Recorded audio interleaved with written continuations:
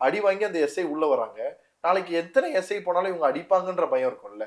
அப்ப பேசும்போதே ஒரு நெருடல் இருக்கும்ல. இவங்க அடிச்சிருவாங்களா? இந்த கைதி நம்மள வந்து என்ன வேணா இவங்க எஸ்ஐயே அடிச்சவங்க. இப்ப இவங்க பெரிய டான் ஆயிடுவாங்க. எஸ்ஐயே அடிச்சவங்கப்பா அப்படின்னு ஒரு டான் வந்து கிரியேட் பண்றாங்க. இதுவே ஒரு பெரிய தந்திரம் தான். நான் என்னை எவனாலையும் ஒண்ணும் பண்ண முடியாது. நான் என்ன வேணா பண்ணுவேன்றதை கிரியேட் பண்றதே ஒரு தந்துவம் தான். அந்த தந்திரமே அந்த ஜெயிலுக்குள்ள இவர்களை ஒரு பெரிய லீடர் மாதிரி, அதாவது தவறான பாதைகளுக்கான ஒரு லீடர் மாதிரி கிரியேட் பண்ணிவிடும்.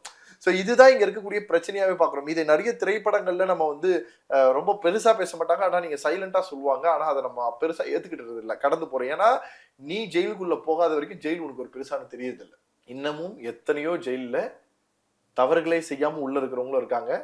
தவறுல இருந்து திருந்தி வாழணும்னு உள்ள போய் திருந்திக்கவே முடியாத அளவுக்கு பிரச்சனையில மாட்டவங்களும் இருக்காங்க. அறுவை சிகிச்சையில் கத்தை என்பது வரலாறு, ரோபோட்டிக் சர்ஜரி என்பது இன்றைய கூறு. தங்கம் புற்றுநோய் சிகிச்சை மையம், நாமக்கல் மற்றும் கான்பூர்.